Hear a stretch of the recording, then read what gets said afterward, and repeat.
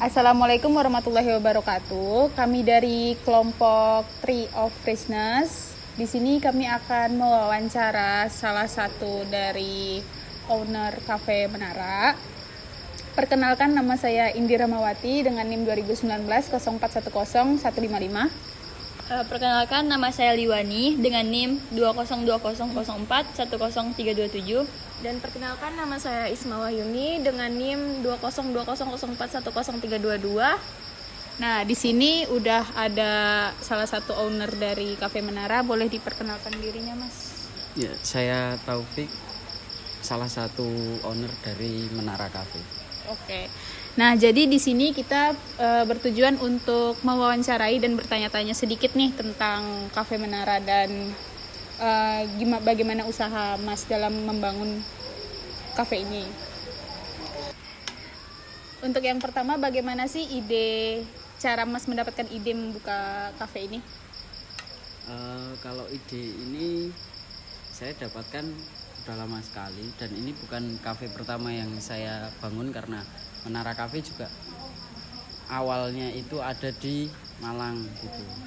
Jadi yang pertama cafe itu ada di Malang, terus saya melihat pasar Jogja yang untuk cafe dan anak muda itu bagus.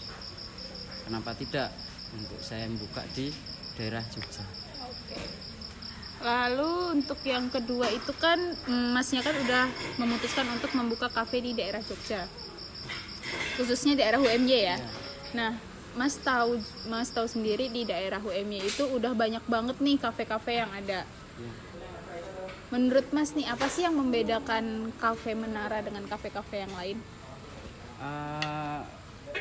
Perbedaan yang paling mencolok dari Menara sama kafe-kafe lain itu, yang pertama, Menara itu harganya bisa sangat murah.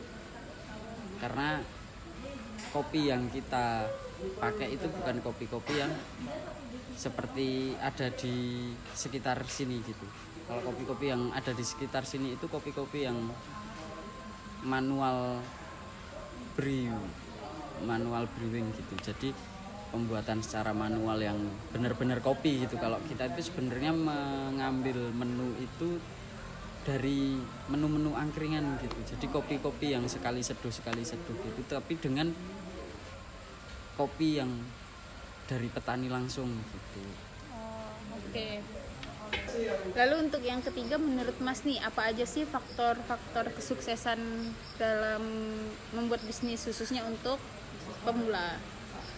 Kalau untuk pemula, menurut saya ada 3 faktor yang bisa ditanamkan lah, mungkin sama teman-teman yang mau berbisnis, karena itu juga saya alami gitu. Yang pertama itu ada mental, yang kedua ada modal, dan yang ketiga adalah konsistensi.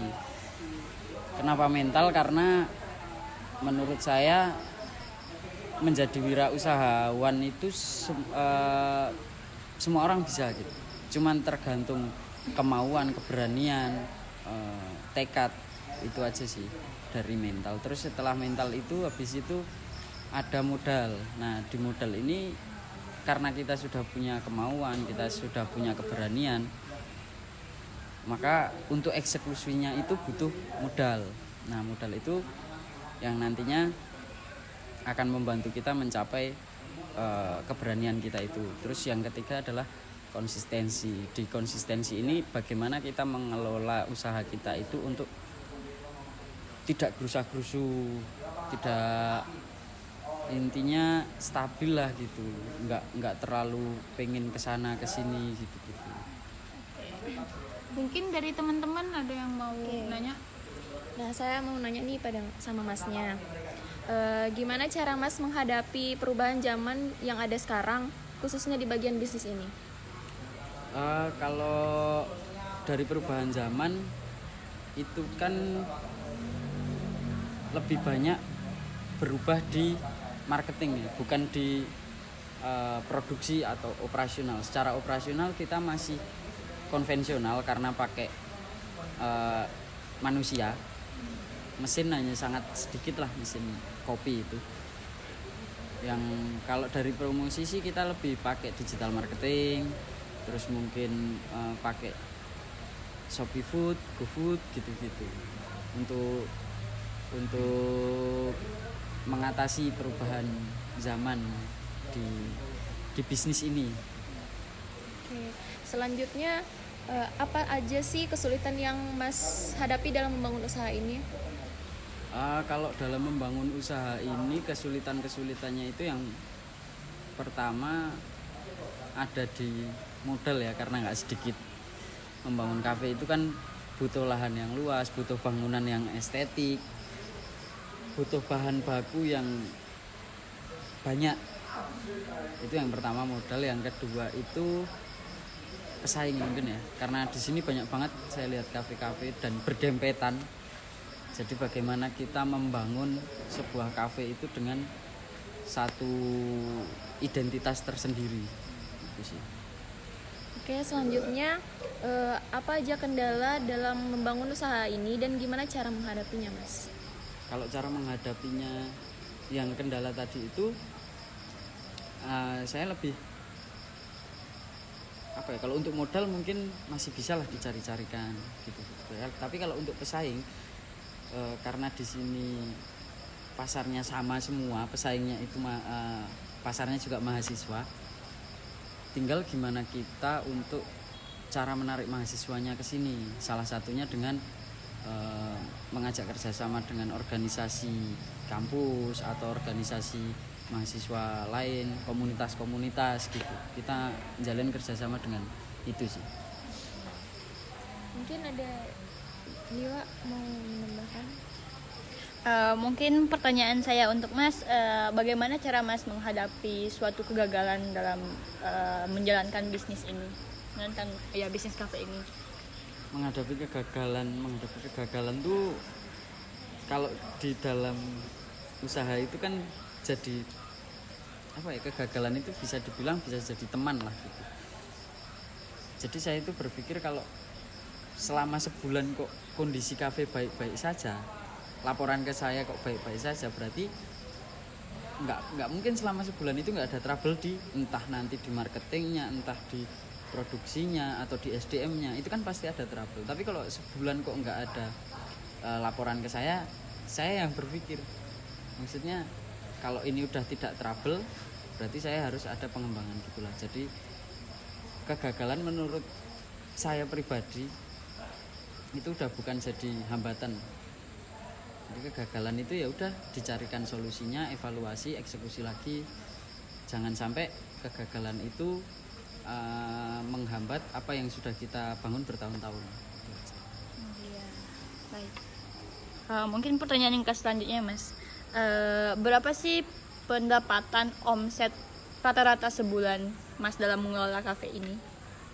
Kalau di rata-rata kan berapa ya, kalau untuk satu harinya itu sekitar 1,5 sampai 2 juta. Mungkin kalau sebulan bisa 60, sekitar segitulah, 60-an. Naik turunnya segitu. Tapi kalau untuk pastinya kan ya namanya usaha kan naik turun. Iya. Terus dari omset kita pengen ngetahuin juga, Mas, mungkin dari keuntungan atau laba rata-rata yang didapatkan Mas dalam mengelola kafe ini berapa?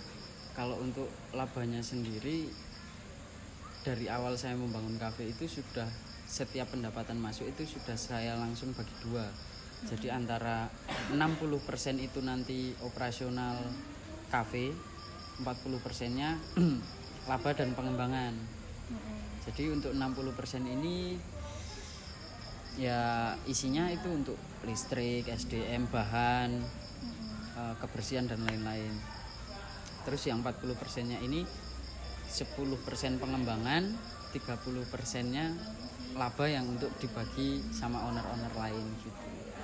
Jadi ya mungkin kalau dari 60-an itu sebulan, bisalah kalian dihitung sendiri berapanya.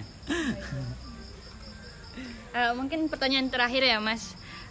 Sebagai wirausaha ini, Masnya ada nggak kayak motivasi buat para wirausahawan yang lain-lainnya itu biar kayak bisa menumbuhkan gitu jiwa-jiwa wirausahanya gitu Mas? Kalau untuk yang pemula mungkin lebih banyak eksekusi daripada mikirin ide yang sempurna, karena kebanyakan pengusaha yang baru mau mulai itu berpikir kalau aku bangun usaha itu nanti rumit di sini, rumit di situ, rumit di sini, rumit di situ. Padahal dia aja belum melakukan satu hal apapun dari ide itu gitu. Jadi menurut saya ya udah, kalau udah kepikiran ide langsung eksekusi aja. Itu aja sih. Oke, nah Mas, jadi di sini kita juga sebenarnya kita itu memiliki tujuan untuk membuat usaha kecil-kecilan ya. Iya. Itu berupa minuman mocktail. Nah, jadi kita udah bawa nih. Jadi kita tuh punya 3 sebenarnya produknya, tapi untuk sekarang mohon maaf banget kita cuma bisa bawa 2. Mungkin Masnya boleh nih kita minta saran atau kritik, bebas mau dari packaging atau dari rasa. Ini ya produknya. Ya, dua dulu. Kalau dari packaging sih menurut saya karena masih nggak tahu ya, karena masih baru atau gimana, jadi kayak masih polos aja gitu, belum ada yang menjadi identitas kalian bahwa ini jualan kalian loh, produk kalian gitu. Mungkin bisa ditambahin, kalau ada logo mungkin bisa ditambahin stiker atau apa plastik yang itu ada logonya aja gitu. Terus dari packaging dulu ya, ini itu apa namanya, tutup cupnya ini tipis gitu loh, terlalu tipis. Jadi sebenarnya dari packaging ini bisa apa ya, bisa lebih kelihatan elegan sih menurut saya. Dari packaging itu juga menentukan target pasar mana yang akan kita tuju. Misal kalau kayak gini ya mungkin mungkin di jualan di dekat gerbang kampus mungkin bisa laku gitu. Cuman kalau untuk order online dengan packaging seperti ini menurut saya kurang gitu. Kurang meyakinkan gitu. Ya itu sih kalau kritikan saya. Kalau saran saya sih ya itu ditambahin brand identity kalian sendiri gitu, identitas brand sendiri. Terus boleh dicoba nggak ini? Boleh. Atau Saya coba dulu ya.